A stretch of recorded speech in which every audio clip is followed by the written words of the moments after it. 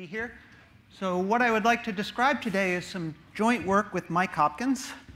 And it's joint work which is very much in the line of some of Paul's research interests. What I'm going to talk about is an instance of using resolution model category techniques to understand all ways that you could equip some particular spectrum with a ring structure. So this talk is going to be in the setting of chromatic homotopy theory. So I would like to begin just by reviewing a few of the principal actors in chromatic homotopy theory that are going to play an important role in this story. So kappa throughout this lecture is going to be a perfect field of characteristic P. And G0 is going to be a one-dimensional formal group over kappa.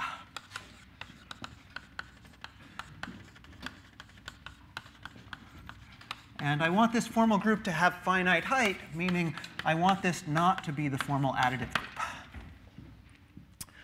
So in this situation, Lubin and Tate showed that G0 has a universal deformation.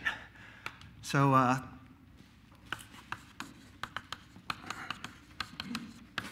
Lubin and Tate say that there is a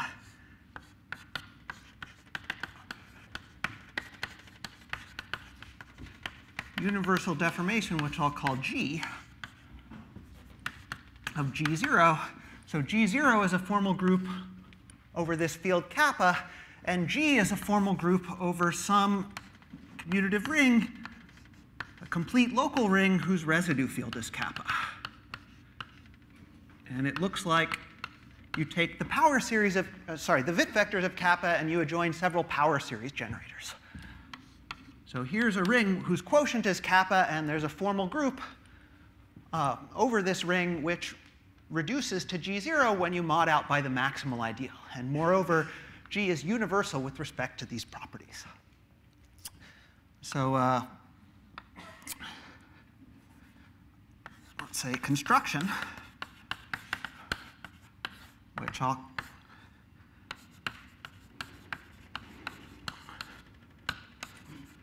credit to Len, Weber, and Morava, is that in this situation you can associate to this ring a cohomology theory. So let me actually call this ring R.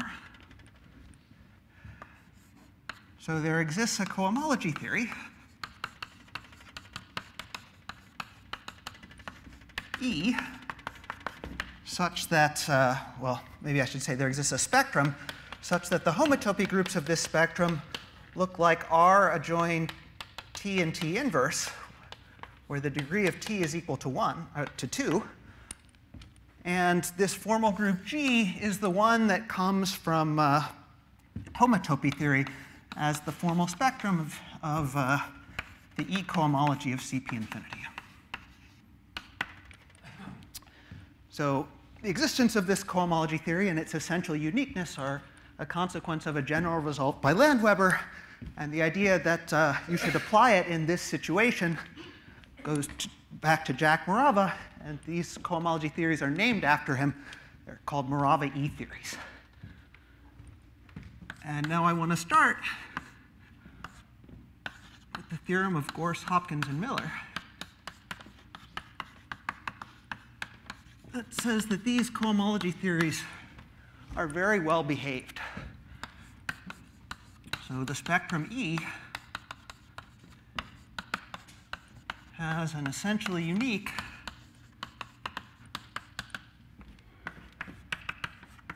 commutative ring structure. And when I say commutative, I mean in the strong sense. It's an E infinity ring spectrum. And moreover, as an E infinity ring spectrum, it depends functorially on the input, purely algebraic input data, namely the field kappa and the formal group G0 that you started with. So for the rest of this lecture, I'm going to fix one of these Morava E theories E, or equivalently, I'm going to fix the data of a formal group of a perfect field of characteristic P and a formal group over it. So now I'm imagining that this audience is a mix of people who live and breathe this stuff, who are now already asleep, and people who are not so familiar with this stuff, who I've probably completely confused, because if you've never seen this stuff before, I just went way too fast. But let me just, if you belong to that second group, you need only a small fraction of what's on this board so far in order to understand what I'm talking about. So what do you need to know about E to understand this talk? First, it's a commutative ring spectrum. Second, its homotopy groups look like R adjoin an invertible thing in degree 2. And third, that the ring R is a nice-looking commutative ring. It should be a complete regular local ring. And everything that I'm going to say applies to any ring spectrum with these three features.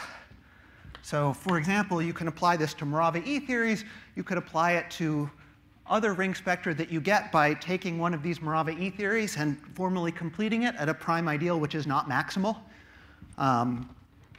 Any of those would be fine. OK, so these are Morava E theories. So let me introduce some notation. So R is a local ring. It has a maximal ideal, which I'll write as M. And this maximal ideal has a minimal set of generators. So in this picture, the minimal set of generators is P, V1, V2 through V sub n minus 1. And construction. In this situation, you can associate a certain E module called Morava K theory, which is what you get by taking the cofiber of multiplication by P as a map from E to itself, smashing it over E with the cofiber of multiplication by V1 from E to itself, and so on and so forth, taking the cofiber of multiplication by Vn minus 1 from E to itself. And so more informally, this is what you get by taking E and modding out by this maximal ideal.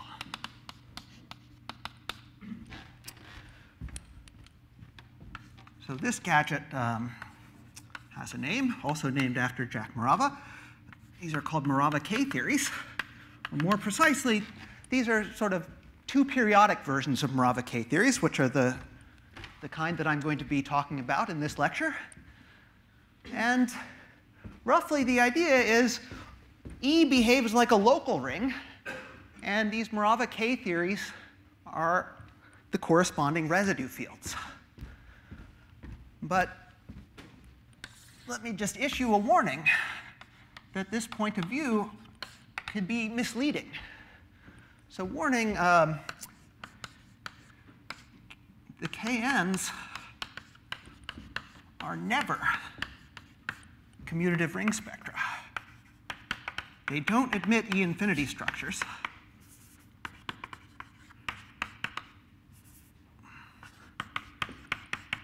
You can make them into associative ring spectra, but in general, you can do that in many different ways.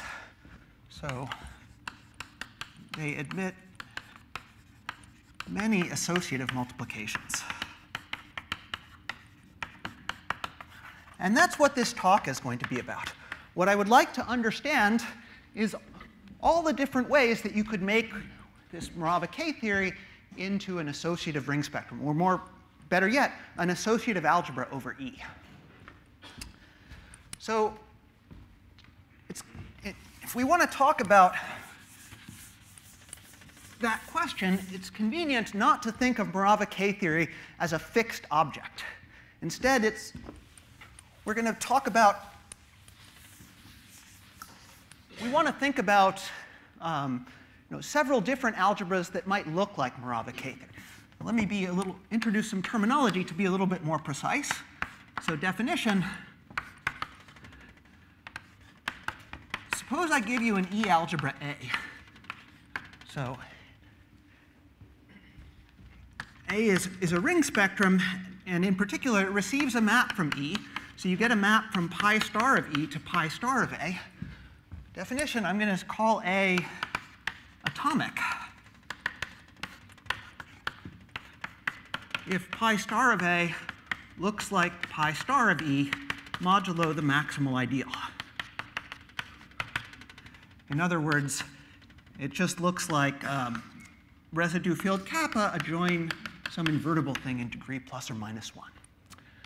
So an E algebra A is atomic if its homotopy is sort of as small as it could possibly be, provided that A is non-zero. So another way of saying it is that an E algebra A is atomic if, as an E module, or it looks like this Morava K theory. So all atomic E algebras look the same as spectra. In fact, they all look the same as E modules, but they don't all look the same as E algebras, and that's what I want to talk about. So we set a goal for this lecture.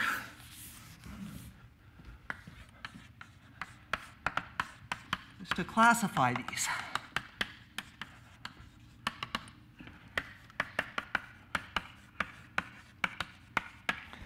So these atomic E algebras, again, E you should think of as like a local ring, and atomic E algebras are things that behave like the residue field of E. So you should think of them as, in some sense, being fields. On the other hand, they're never commutative. So you should think of them as maybe being more like skew fields. And that's going to inform the approach that I want to take towards this goal. I want to recall a bit of classical algebra that if you look at division rings in ordinary algebra with a fixed center, the classification of those objects has more structure than you might a priori expect. So let me review the classical theory of the Brauer group. So this is a digression.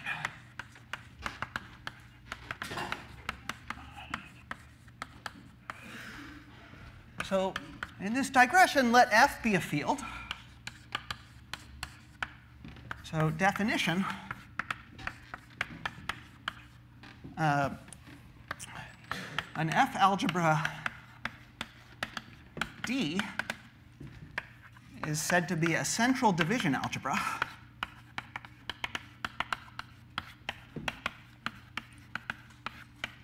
if it satisfies a couple of conditions. So first, D is a division ring. In other words, every non-zero element of D is invertible. So it's a field, but it doesn't have to be commutative. And in fact, I don't want it to be very commutative. The center of D should be exactly K.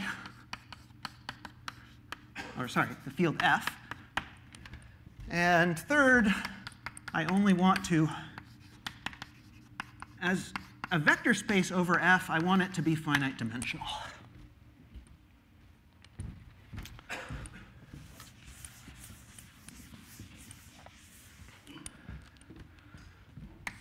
So the Brauer group of F can then be defined as the collection of central division algebras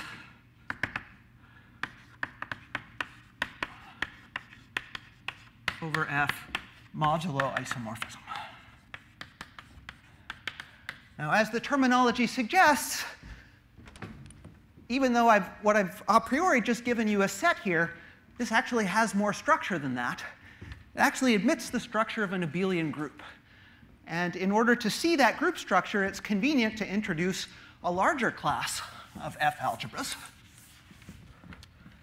So definition, an F algebra A is said to be an Azumaya algebra, or a central simple algebra, if, well, first, A is not 0. Second, as a vector space over F, the dimension is finite. And third, well, any F algebra has lots of endomorphisms. if A is an algebra, it has endomorphisms as an F vector space given by left multiplication by any element of A, and endomorphisms given by right multiplication by any element of A. And in fact, these endomorphisms given by left and right multiplication commute with one another because the multiplication on A is associative. So you can actually combine them to get a map from the tensor product of A with its opposite algebra into the endomorphisms of A as a K vector space. And now the demand that you place is that this map is an isomorphism. So this is a reasonable demand because if A is n-dimensional as a vector space over F, then both the left-hand side and the right-hand side are vector spaces of dimension n squared over F. So it looks like it might be an isomorphism. On the other hand, demanding that this is an isomorphism is demanding that the multiplication on A is in some sense very non-commutative. Because, for example, if the multiplication on A was commutative, then the image of this map would just consist of endomorphisms that are given by multiplication by elements of A, and that's dimension no more than n. End over F. Sorry, I'm not used to calling fields F, but I wanted to avoid confusing it with Morava K-theory. OK, so this is a sort of intrinsic definition of what it means to be an Azumaya algebra. But there's also an extrinsic definition, or a classification of them. An F algebra A is Azumaya if and only if A is isomorphic to the algebra of n by n matrices over D, where D is a central division algebra.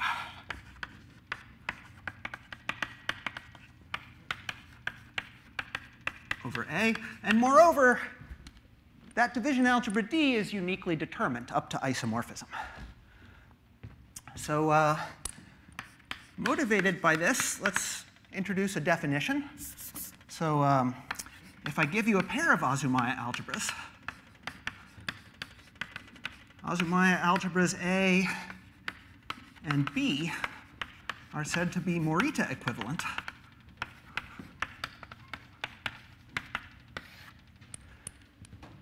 if, when you write them as matrix algebras over a division algebra D, you get the same division algebra. So A looks like MND, and B looks like M by M matrices over D for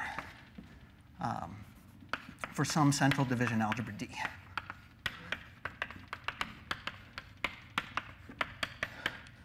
So this notion of Morita equivalence, this is sort of a really bad way to define it. An equivalent definition is to say that if you take A and you tensor it over the field F with the opposite of B, that this looks like a matrix algebra over the field F.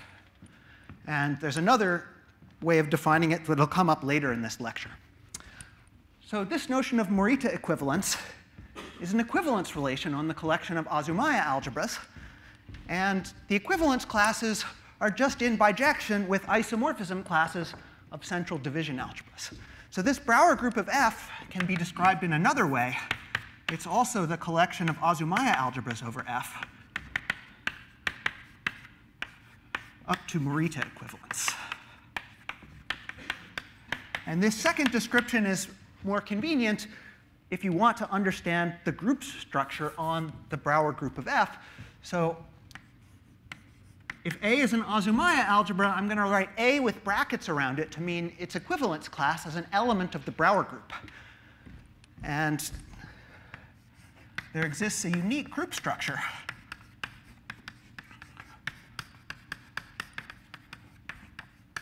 on the Brauer group of F, which is characterized as follows. If you want to add the class of an Azumaya algebra A to the class of an Azumaya algebra B, that's the class of the tensor product of A and B, which is also an Azumaya algebra. That's pretty easy to see from that definition over there. So this addition law, it's not hard to check that it's well-defined, commutative, and associative. There's a zero element, which is given by the Azumaya algebra F itself.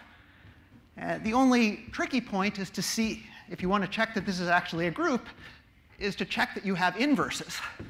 And the inverse of any Azumaya algebra A is just given by the opposite Azumaya algebra. In order to verify this, what do you need to do? You need to see what happens when you tensor A with its opposite algebra. And the definition of Azumaya algebra A here tells you exactly that when you tensor A with its opposite algebra, what you see is a matrix ring over F, which is verifying that identity over there. OK, so this is a classic story in algebra. Any field has an associated Brauer group.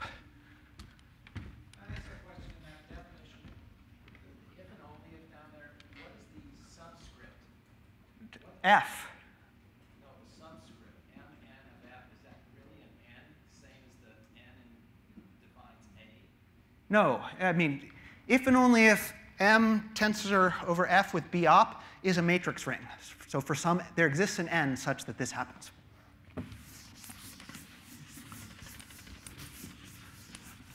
OK, so let's go back to homotopy theory.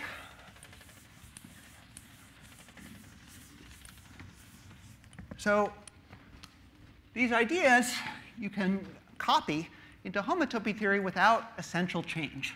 So definition, so this definition appears in a paper of Baker, Richter, and Shimmick.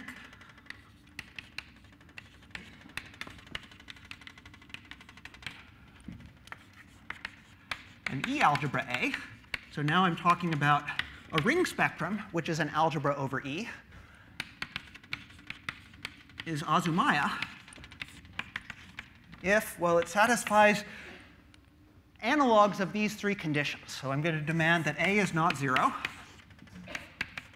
I'm going to demand that here I said A should be finite dimensional over F. An analog of that condition over here is that it's dualizable as an E module.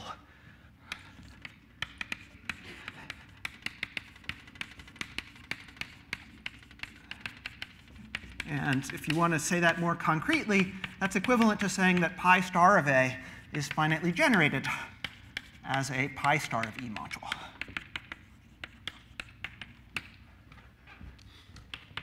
And third, well, in this setting, it's also true that if you have any algebra, it acts on itself by right and left multiplication. And that gives you a map from the smash product of A and its opposite algebra over E to what I'll write as endomorphisms over E of A, the spectrum of endomorphisms of A as an E module, and you demand that this is a homotopy equivalence.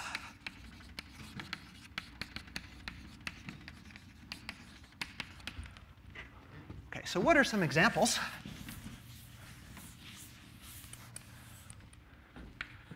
So note that conditions 1 and 2 don't mention the algebra structure on A.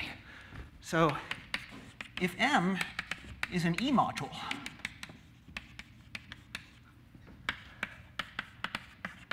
satisfying conditions 1 and 2, then you can look at the endomorphisms of M as an E module. And this is an example of an Azumaya algebra. So these are the analogs of matrix rings in this setting. And we want to treat these Azumaya algebras as if they are trivial. These are the boring Azumaya algebras. So in order to do that, let's introduce this definition. We'll say that Azumaya algebras A and B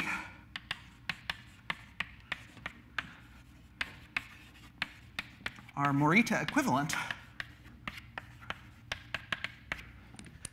if, well, I'm just going to write second version of the previous definition. If you smash A with the opposite of B, that this is one of these trivial Azumaya algebras. This has the form endomorphisms over E of M for some M as above. So you can check that this is an equivalence relation. And then you can introduce an analog of the Brauer group here. So the Brauer group of E, I'm just going to take that second definition of the Brauer group of a field and write the analog in this setting. It's what you get when you take the collection of Azumaya algebras, A over E, and mod out by this notion of Morita equivalence. And just as in ordinary algebra, this thing has the structure of an abelian group, where if you want to add the class of an Azumaya algebra A to the class of an Azumaya algebra B, that's what's represented by the Azumaya algebra given by smashing A with B over E. So this defines an addition. The main thing you have to check to see that you have an abelian group is that there are inverses. And just as before, the inverse of any element of the Brauer group represented by an Azumaya algebra A is the element represented by the opposite algebra of A. And that's exactly what condition 3 here gives you. OK, so you have this notion of the Brauer group of Morava E theory. So what good does this do us? How is this going to help us accomplish our goal, which I told you was to classify the atomic E algebras? So this Brauer group has to do with a different class of E algebras, namely the Azumaya algebras over E. So let me draw you a Venn diagram. So on this board, we'll have all E algebras. And inside the collection of all E algebras, you have, on the one hand, atomic E algebras. That's E algebras that look like Morava K theory. And on the other hand, you have Azumaya algebras. And let me warn you that the Venn diagram is as depicted here. Neither of these classes contains the other. So for example, there are Azumaya algebras that are not atomic, like E. E is an Azumaya algebra over itself, and it's definitely not atomic. On the other hand, in general, there are atomic E algebras that are not Azumaya algebras. So remember, I told you atomic E algebras can never be commutative. They can never be commutative in the strongest possible sense. They don't admit E infinity ring structures. But saying that an algebra is Azumaya is in some sense saying it's very, very far from being commutative. This condition 3, the non-triviality of this map is exactly sort of measuring the non-commutativity of the multiplication on A. So you can fail to be an Azumaya algebra not just by being E infinity, but even by having a homotopy commutative multiplication. So note, if the characteristic of K, the field that we started with, is different from 2, then Morava K theory admits a homotopy commutative multiplication.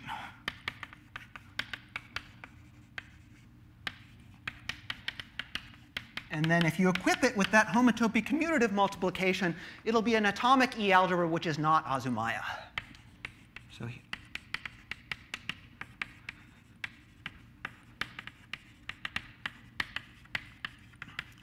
So neither of these classes contains the other.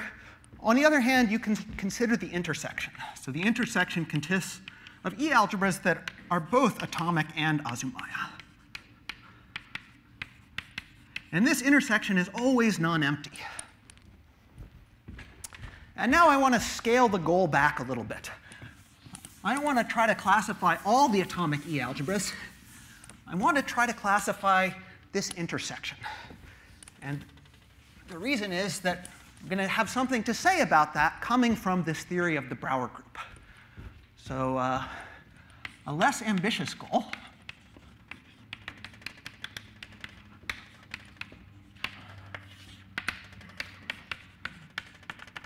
classify atomic Azumaya algebras.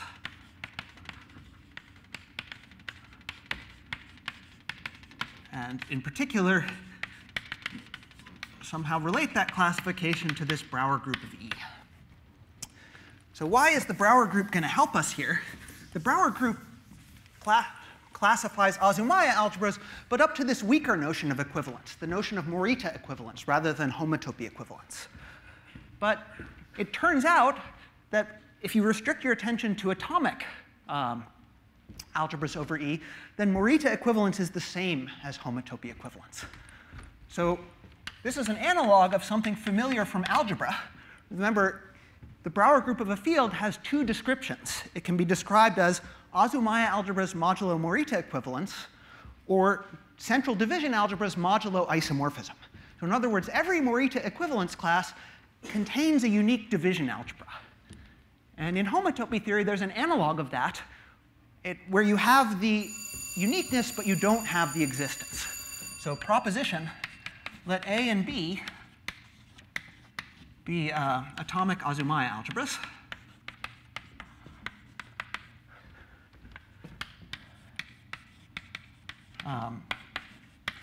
Then A is Morita equivalent to B, if and only if A is homotopy equivalent to B.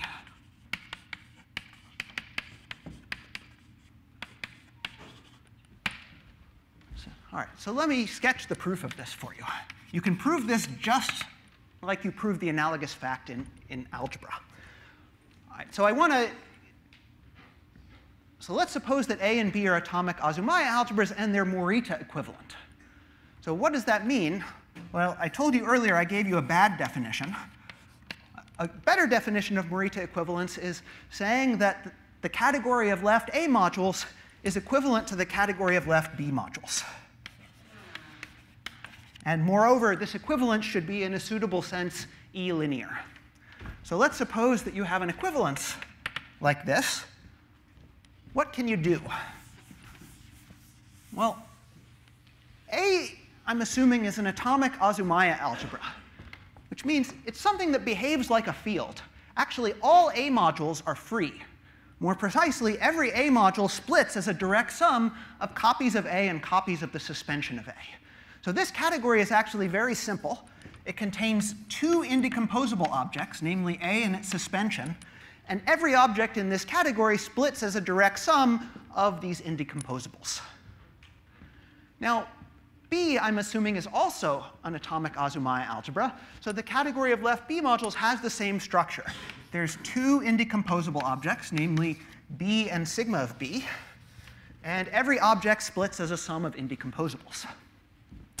So now F is an equivalence, and in particular, it has to carry indecomposable objects to indecomposable objects. So F of A has got to be equivalent either to B or to the suspension of B.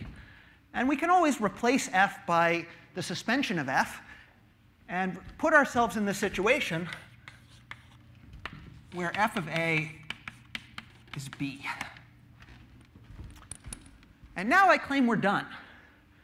And the reason is you can recover A if you understand the category of left A modules with its distinguished object A. So if you consider A as a left A module and think about its endomorphisms in the category of left A modules, it works just as it does in classical algebra. Every endomorphism of A as a left A module comes via the right action of A on itself. So endomorphisms of A as a left A module can be identified with A. On the other hand, F is an equivalence. So this is the same thing as endomorphisms of F of A. Endomorphisms over in the category of left B modules of F of A. And I just told you F of A is the same as B. So this is endomorphisms in the category of B modules of B, which by the same argument is just B. So what this is telling you is, starting with this Morita equivalence, you can upgrade it to a homotopy equivalence, which is the content of this statement here. So what's the upshot? Well, if you want to understand atomic Azumaya algebras, you can think about that as the problem of understanding a subset of the Brauer group. So if you look at atomic Azumaya algebras up to homotopy equivalence, this proposition tells you that's the same as studying atomic Azumaya algebras up to Morita equivalence. And so there's an injective map from this set of equivalence classes to the collection of all Azumaya algebras. modulo Morita equivalence, which, remember, was just the Brauer group of E. So these objects that we're trying to classify, we can think of them as classified by some subset of the Brauer group of E. A little bit of warning, it's not all of the Brauer group of E. So I said this is an analog of the fact in algebra that every Morita equivalence class has a unique representative by a division algebra. Here we have uniqueness, but we don't necessarily have existence.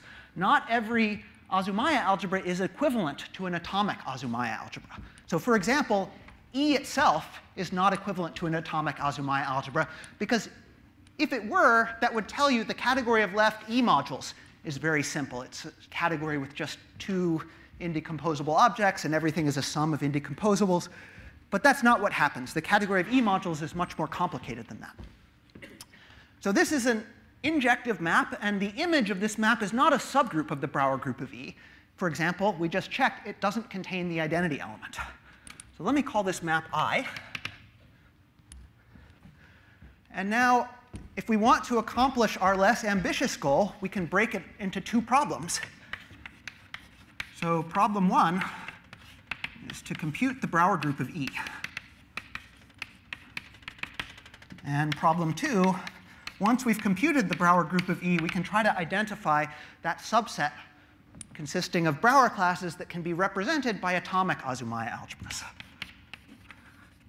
So identify the image of I. OK, so what I would like to do with the rest of this lecture is to give you a partial solution to problem one, which is sufficient to give a complete solution to problem two.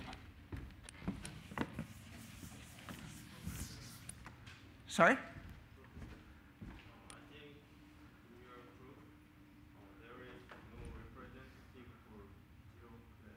Right. This image, the image of this map I does not contain the identity element in the Brauer group of E.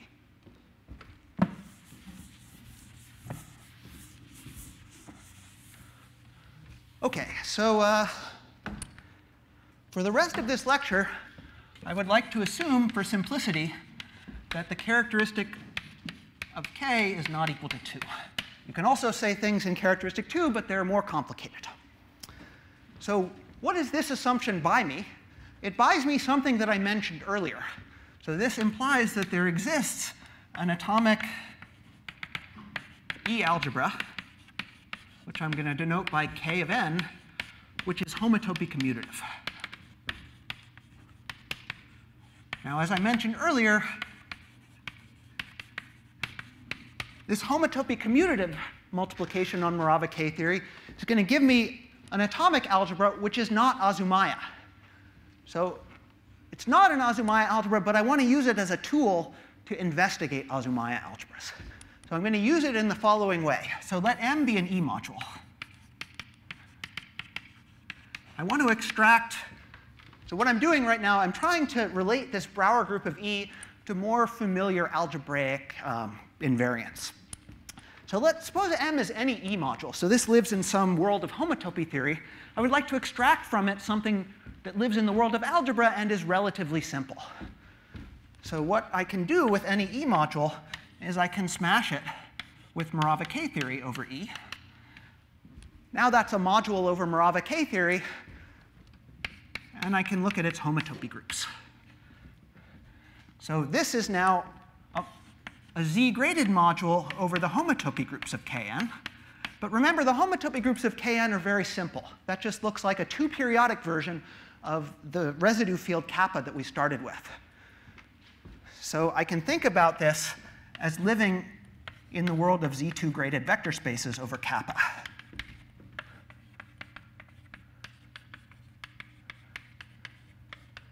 By a slight abuse of terminology. OK, so this is a construction. Let me call it F.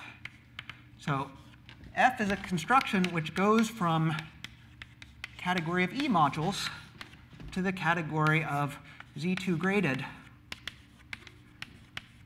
vector spaces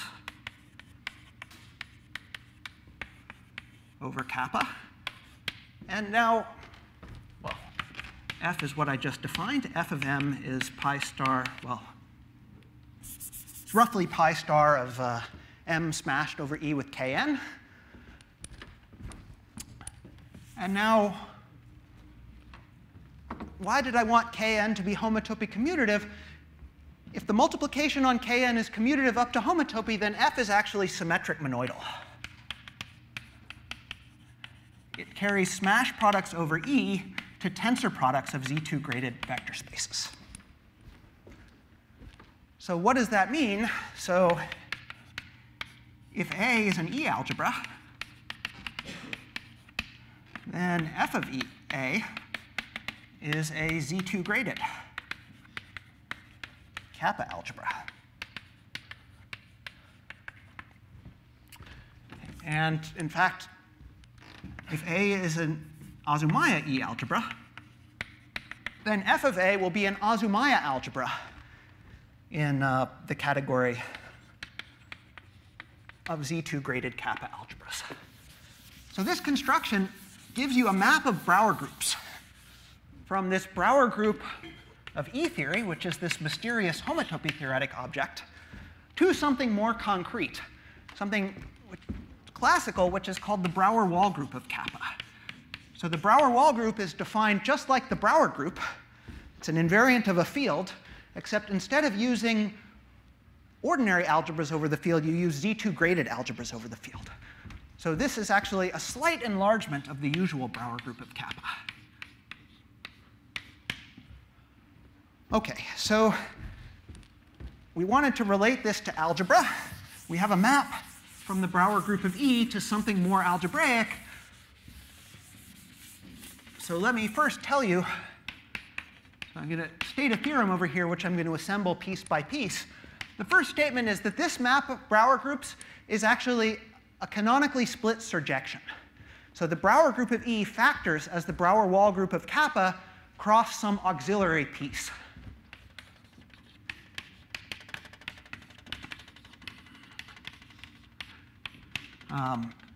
Which I'm going to call Burr prime of E.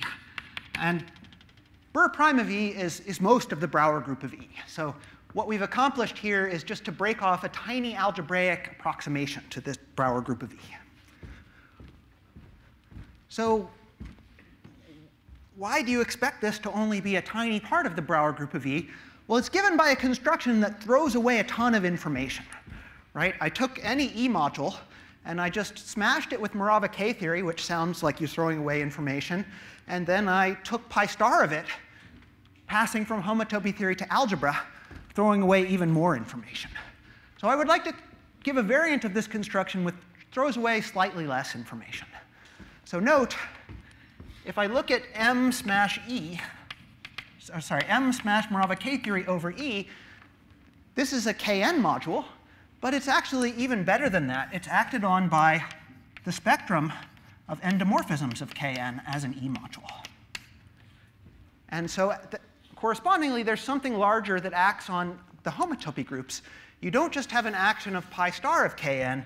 You have an action of pi star of the endomorphisms of Kn as an E module.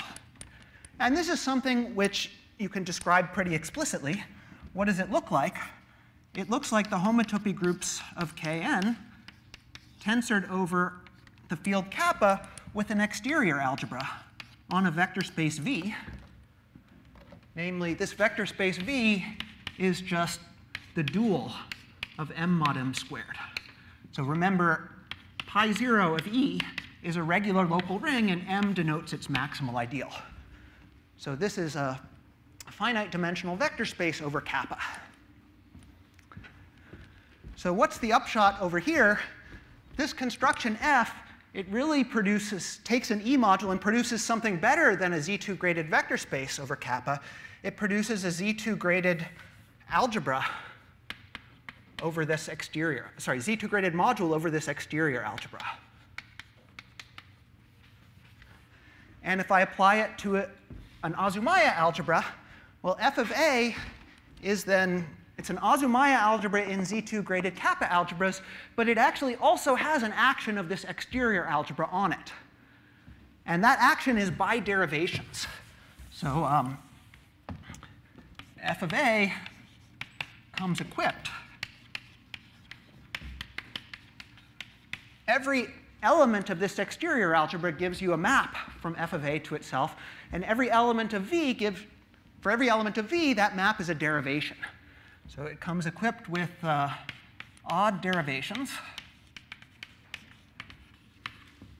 Let's say d sub v, where v is an element in this vector space capital V. And moreover, these things square to 0 because this is an exterior algebra. So that's not so bad when f of a is an Azumaya algebra. In an Azumaya algebra, all derivations are inner. So actually, each of these derivations d sub v is given by, well, technically it's the supercommutator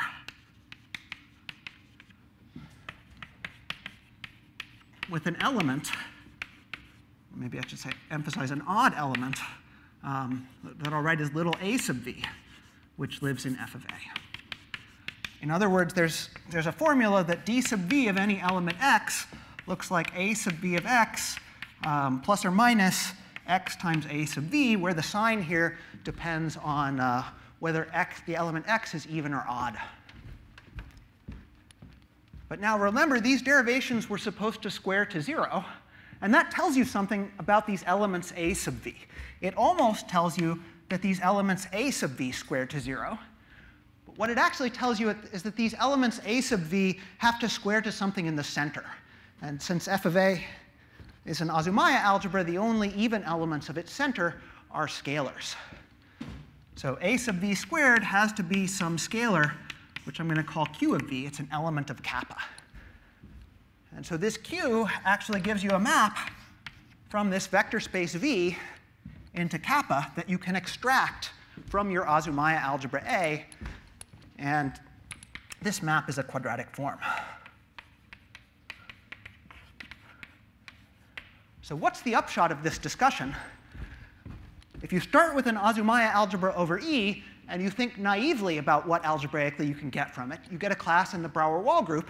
And if you're a little more careful, you can extract more than that. You can extract an element of the Brauer-Wall group plus a quadratic form on this vector space V.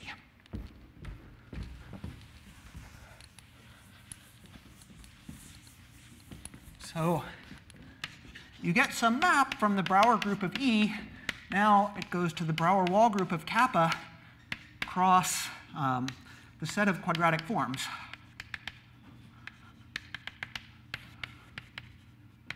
Q from V to kappa. And this is actually a group homomorphism, where on the second factor, you just add quadratic forms in the usual way. And this map is actually surjective. And so if the Brauer-Wall group of kappa was a naive algebraic approximation, this is a slightly better algebraic approximation to what the Brauer group of E looks like. But it's still not a complete description of the Brauer group of E. This map is surjective, but it's not injective. Passing from homotopy theory to algebra loses a lot of information. So let me state now the main theorem. So if you look at this Burr prime of E, this thing that you get by throwing away the Brauer-Wall group, this is the inverse limit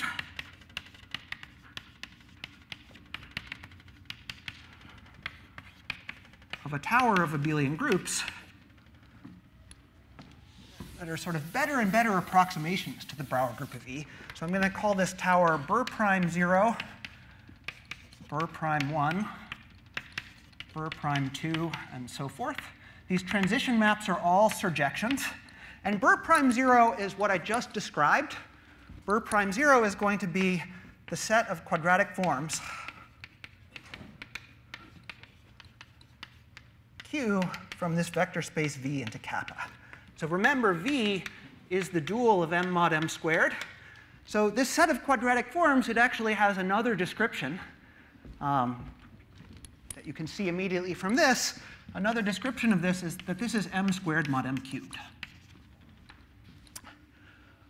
Okay, so I'm telling you this is the bottom of a tower whose inverse limit is the thing that we're trying to compute. And, well, I can't tell you exactly what this tower looks like, but I can tell you what the associated graded looks like. So each of the maps in this tower is surjective. So like Burr prime 1 surjects onto Burr prime 0. And the kernel of that looks like m cubed mod m to the 4th. And Burr prime 2 surjects onto Burr prime 1. And the kernel of that looks like m to the 4th mod m to the 5th. And so on and so forth. So I haven't told you exactly what the Brauer group of E looks like, but this picture tells you how big it is. It's roughly as big as the Lubin-Tate ring itself.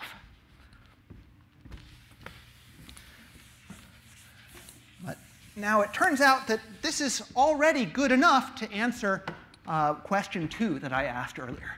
So remember, question 2 is about when an element of the Brauer group of E can be represented by an atomic Azumaya algebra. When does it come from a choice of multiplication on Morava K theory? So part 3 says the following. So let X be an element in the Brauer group of E. So X has some image that I'll write as X bar, which lies in the Brauer wall group of kappa under the projection onto the first factor here. And X also has some image Q in the set of quadratic forms from V to kappa. So the statement is then X can be represented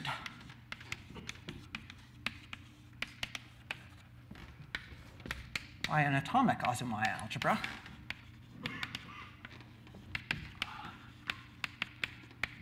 if and only if, well, 2 conditions need to be satisfied. So the first condition is that Q should be a non-degenerate quadratic form. And now to any quadratic form Q, you can associate a Z2 graded algebra over the residue field kappa. So if Q is a quadratic form on V, or, well, any vector space at all, then you can form the Clifford algebra over Q of V. That's some Z2 graded algebra over kappa, and it turns out it's a Z2 graded Azumaya algebra if and only if Q is non-degenerate. So if Q is non-degenerate, then this Clifford algebra of Q is actually represents an element in the Brauer wall group of kappa. And the other condition that X needs to satisfy if it's going to have an atomic representative is that that's what X bar is. So let me just restate what this is saying. So you want to classify atomic Azumaya algebras over E. So what this is saying is to specify an algebra, the first thing you need to do is specify a non-degenerate quadratic form on this vector space V. Now that non-degenerate quadratic form gives you a class in the Brauer wall group, which we can then ignore. The other thing you need to do is take that quadratic form Q and lift it along each of these surjective maps. You need to make a series of additional choices, which at least heuristically correspond to equipping your algebra with more and more information about Massey products. So how much time do I have now? Minus 2 minutes? I will stop there. Thank you.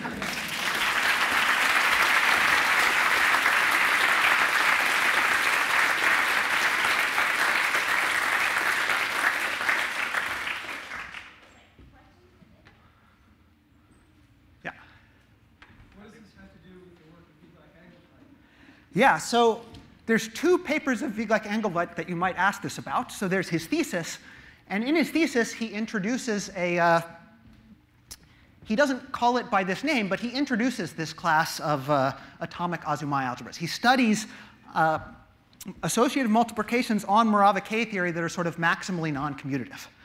And then there's a later paper where he proves that all some statement along the lines of all A infinity structures on Morava K theory are the same, but it's for a different meaning of Morava K theory. He's talking there about Morava K theories that have the longest possible periodicity. Yeah? What's different at the prime 2? So what happens at the prime 2, or what's different? Right, so, OK, so maybe I say one word about where this comes from. So this tower comes from obstruction theory, from you embed the category of E modules into some bigger category, like a resolution model category, and each of these things, or maybe I should say, if you wanted to write the entire Brauer group of E, it would be the inverse limit of each of these Burr prime n cross with the Brauer wall group. And each of these factors, let's call this Burr n, this is actually the Brauer group of another category, namely the n-truncated objects in that resolution model category. So if I say it this way, there's no difference at the prime 2. You just then have to ask what these groups Burr n turn out to be. So everything I said above the bottom line is the same, but what's complicated is what happens for Burr 0. So at odd primes, Burr 0 is a product of the Brauer wall group and the space of quadratic forms. And at the prime 2, what happens is that it's sort of made of the same pieces, but it doesn't factor as a product. They're tangled up with one another, and what it has to do with is the fact that, what you're taking there is the Brauer group of this category that I described, where you look at Z2 graded algebras over an exterior algebra. At the prime 2, that category is equipped with a symmetric monoidal structure, which is not one, it's not a familiar one. And so you can't quite relate it in as simple a way to the usual Brauer wall group. Yeah? If I remember correctly, the Brauer wall group itself rejects some quadratic forms. I mean, there's a construction from the Witt group of quadratic forms to the Brauer wall group. Is it, maybe that's what you're thinking of? Yeah, somehow there's like options of quadratic forms. So for any field kappa, you have a map from the Witt group of non-degenerate quadratic forms over kappa to this Brauer wall group of kappa. Given by this construction that I mentioned, you take a quadratic form Q, or maybe a quadratic space V comma Q, to the class of the corresponding Clifford algebra. There's also the whole thing of the Brauer wall group by Brauer, but so is that somehow measuring the sort of the algebraic, the atomic ones, the atomic algebras or something, where the quadratic forms coincide?